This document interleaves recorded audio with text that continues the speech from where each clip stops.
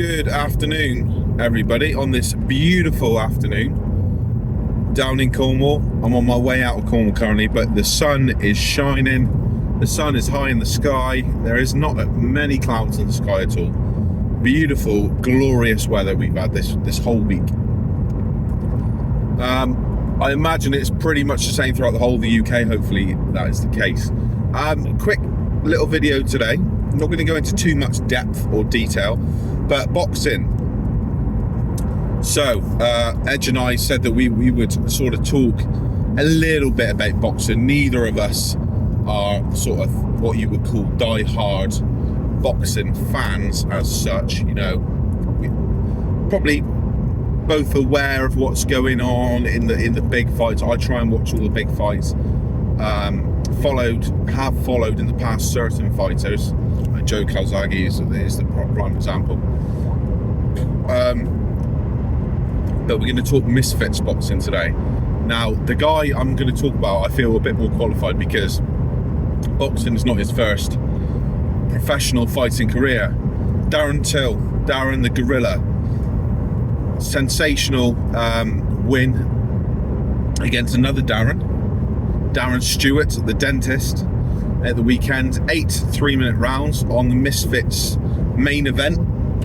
Now, obviously, Darren, I want to say this is his third, it's either third or fourth boxing fight, whatever you want to call it, since he's converted. Now, his last MMA fight was, I want to say,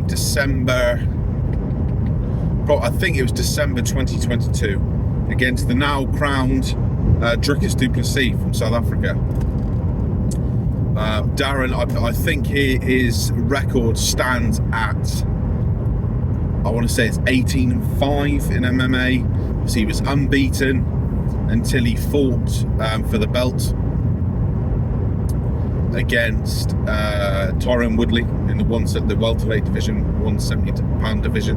I want to say that was 2017, maybe early 2018.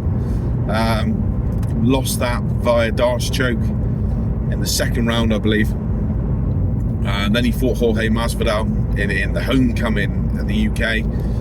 Sat Masvidal down on his backside within the first 10-15 seconds, and then went on to get viciously KO'd by the American in that fight. Then he left the welterweight division, went up to 185 middleweight, which suited him because he was absolutely killing himself to get to 170. For those who are unsure, I would there is footage on YouTube of him really suffering.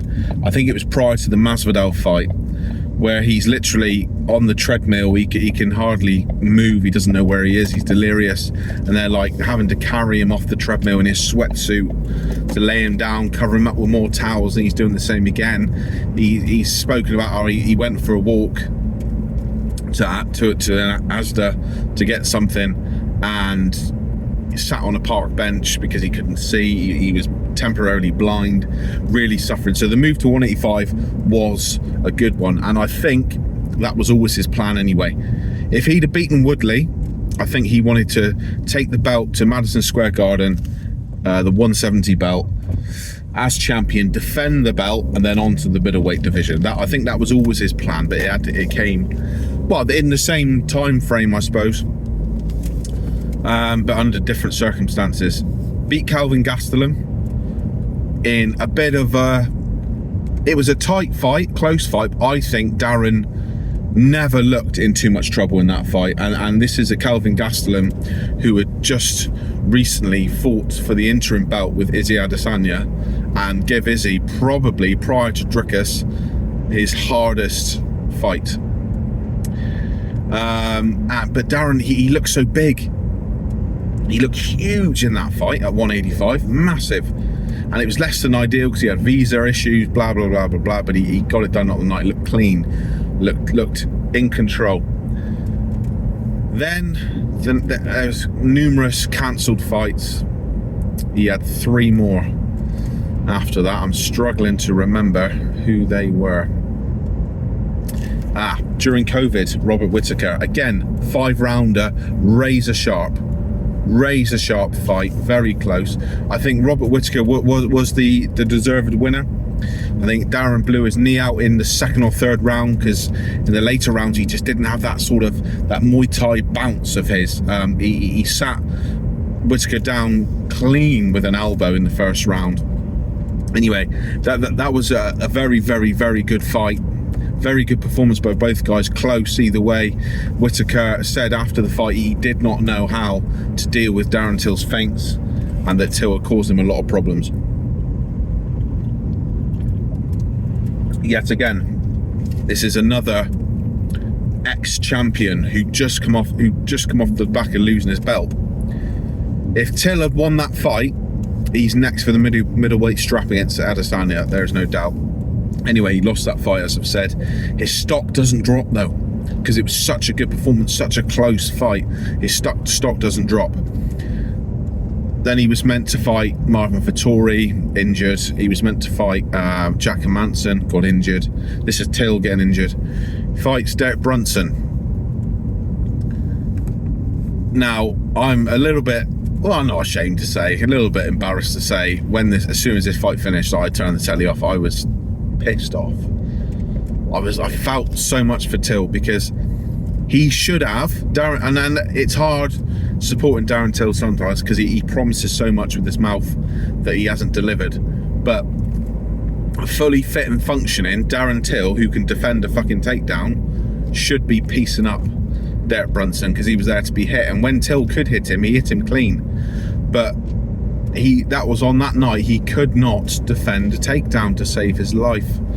Now, I think it was before this fight he teamed up with Chimaev. I want to say it was, or it might have been just after. But he could not defend No, that was it. He teamed up with Chimaev after, which I'll get to. He couldn't defend Brunson's takedowns, and Brunson elbowed his face into the ground numerous times, and in the end, Darren, only he will know, but I think it looked like he when he experienced the choke, because it's the exact same choke, strangle that Dricus du Plessis put on him in his last UFC fight, he tapped quite quickly. I think he saw a way out and took it.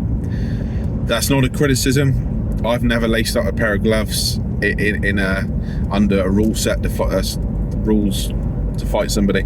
So all of these guys have certainly got my respect for just turning up, and putting in the hard work prior to. But that was that. Then teams up with Khamzat Chimaev. You're thinking, yes, because Darren Till at his best on the feet, in the striking department, that is never going to be his issue, never going to be a problem. He's at his best, he's very slick. Could do with perhaps varying up his arsenal a bit in the MMA sphere, because it's all left hand, left hand, left hand, left elbow, left hand, left elbow. You rarely see him kick or use his knees, which is odd. Obviously he's from that Thai boxing, Muay Thai background. But, wrestling is his main issue.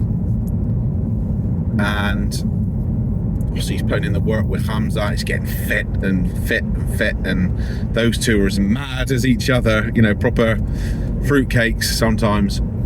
Then he comes to fight Dricus. I didn't have an awful idea of who Dricus du Plessis was back then. Didn't know a lot about him. I thought it was the perfect opponent. Someone who's on the rise, who's a little bit of a name, and enough that Darren can smash him, get a bit of confidence back, then we make another assault. Look at a Brunson rematch. Or someone like that, Kevin Holland at 185, or Joaquin, but give him someone who's not a wrestler. Didn't go his way. First round, he had the shit kicked out of him, I think it's fair to say. Up against the cage, getting pounded. Massive left hands from Dricus du Plessis. Darren Till, to his credit, is saying to the referee, don't stop the fight, don't stop, I'm fine, I'm weathering the storm.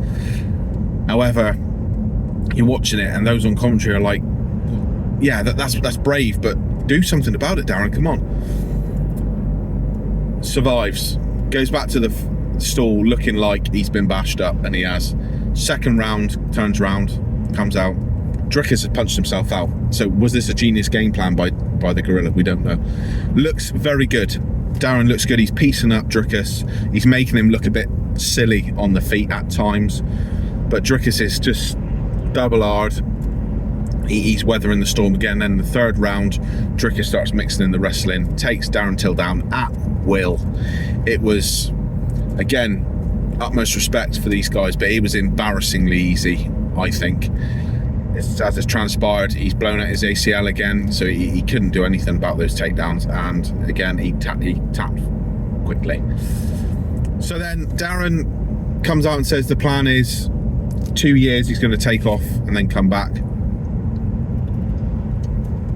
There's talk of stem cell surgery, there's talk of getting on steroids to recover and then getting clean and coming back.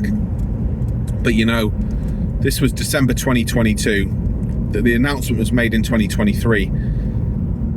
Since he moved to middleweight in 2019, has fought 4 times at middleweight in just under 3 years. You know, he's not the most frequent fighter, injured a lot. Don't hear an awful lot. Now he's fighting, he's boxing. Now, as much as I want to see Darren Till back in the UFC, I think he might have found his niche, because he's got the character, he's got the yap, he's got the chat, and he's proper hard. One thing you can say about Darren Till is he's game and he will scrap. I think he had to fight against that, and another ex-MMA guy. It was ridiculous, wasn't it? The guy who went down holding his head because he was hit with a tiny little rabbit punch to the back of the head that you see in every single boxing fight when they're in the clinch. Went down and then holding his head, rolling around, and then decides to confront Darren Till, acting like the big man. A bit like, I can't remember his name, there's an Irish boxer, Chris Eubank Jr. fought this Irish boxer and his shoulder was fucked, and he gave up because there's nothing. He was very close to the point where he could not defend himself at all, and he thought, I'll live to fight another day. He was using one hand, fair enough. Again, albeit for me to say what you should do, but to me that's like, right, this has happened, there's nothing we can do about it. This isn't Hollywood, this isn't a boxing film where you can just have one arm uselessly down by your side and manage to outbox a world-class fighter with one arm. It's never going to happen. Then Chris sort of called him out on it a little bit, needled him, and then this guy starts to confront him, said, I'll fight you right now. And Chris was like, well, where was all this just now? You've quit on your stall and now you're saying you want to fight me. What are you on about? Then he fought another guy who he made relatively easy work of in his second fight. Again, I can't remember these guys' names. But Darren the Dentist Stewart, that was good. Good scrap. Darren Stewart is hard as nails as well. Tough as they come. Would not go away. Darren, I want to say the first 3 rounds, particularly the first 2 rounds, could not miss. Could not miss. He was, to quote Ali, floating like a butterfly, stinging like a bee. He was light on his feet. Every left hand was money. That's sort of like, it looks wild, but it's not, because it never misses. That like uppercut, he's sort of very much a sort of a Muay Thai uppercut, backed up by it's a jab, it's the left uppercut, then it's a right hook. Was money. Knocked Darren Stewart down, but Darren Stewart kept coming. Darren Till, he pinned Till up against the ropes for a few rounds. I've seen people saying that, Till never learns, it's the same weaknesses that he had in MMA. I want to call bullshit on that, because he won the fight, and in my eyes he won the fight clearly. Sensational knockdown with like 2 seconds left. Catches Stewart clean and flush on the chin. But in that last round, in the last 20 seconds, for the first time in probably about 15 minutes, or it felt like that, probably less than that, he used a bit of fancy footwork to get himself off the ropes, and bang, down he goes. So, sensational performance. This is what I said on my previous channel. Probably, I want to say 3 years ago, maybe more. It was before he fought Drickus. Or it might have been, no, it wasn't. I want to say it was just after he quit the UFC. This is what he needed. Obviously, you don't want Darren Till fighting absolute cans, because, yeah, he needed to feel that power and feel the connection of feel that resistance of his knuckles hit against the glove, hitting someone's chin and them dropping. He needed to feel that. And he's dropped 3 guys multiple times now, but he's fought. Yes, the 3 guys. The first guy fought was a bit of a joke. The second guy, tough guy, but he didn't have the skill. And Darren Stewart was tough as a mule, and kept going. And not just physical toughness, but the mental resilience, because he kept coming for Darren, and Darren was whacking him, and he would not go away. But he's had that feeling now, and he's going to start being feared. Tommy Fury's already bottled it against him. I'd love for him to fight KSI and shut him up, because even on commentary he is unbearable. But he's not on Till's level, is he? I don't know who he fights next. I'd love for Tommy Fury to finally step up to the plate, but I don't think he will. It's too late now. He's already shut himself in front of the world, you know. Darren showed no fear whatsoever in the press conference, stood up to that bully of an old man of his, and would not be in. He was there on his own. He had like a few guys, you know, but none of his family, none of his team. He's there on his own, and he was ready to go with anyone, at any time, anywhere. And I don't think Tommy Fury has that mentality. But sensational performance from Darren Till, showed some real skill. He was tested, particularly the middle, I want to say rounds 4 to 7, 4 to the beginning of 8. He was tired. He got tired. You could see both guys were slowing down, but he remained sharp in terms of spotting his opportunities, biding his time, waited for Stewart to get careless, coming off the ropes, chin was exposed, and boom, sat him down for the second time in the fight. But yeah, I will say props to Darren Stewart, heart of a lion, kept coming, and his stock would not have dropped that much, because the disparity in skill was obvious, but in terms of determination, willpower, mental and physical toughness, and a hell of a chin, because even after Darren Till scat him down for that second time, and it was a devastating strike to the chin, he bounced up relatively quickly. Now, whether he was in a fit, luckily for him, it's at the end of the round, whether he was in a fit state to continue, we'll never know. But he got up to his feet very quickly, and he didn't wobble. He looked fairly steady. But yeah, Darren Till has just shown the misfit community, boxing community, fraternity, whatever word you want to use, that he is a serious operator. Anyway, thank you for listening. Please like, comment, subscribe. Bit of everything on this channel. Edge and I have already covered football, a bit of rugby. Done a couple of rugby videos. We'll be doing a football, our Ultimate 11. Hopefully at some point this week, I will get the chance to see him. We can sort of do it live, properly, if you will. There we go. Always had a soft spot for Darren Till. I think the first time I properly watched him fight was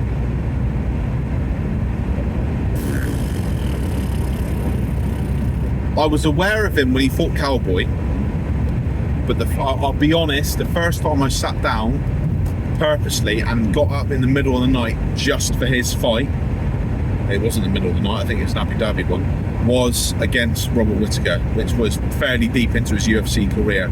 But I've gone back and watched all of his fights, and I just love his style. For MMA, I wish he could have thrown him a few more kicks, but I think as much as I want to see him back in the UFC, I think he's niche. He's found his niche in Misfits. He's got the experience, the toughness to be a real dog in this space. He's got the skill, the marketability. People either like him or hate him. People, eyeballs are on him. He's got the mouth. He can promote. yeah, all the best to the gorilla Darren Till. But again, going back on myself, please like, comment, subscribe, and thanks for watching. See you later.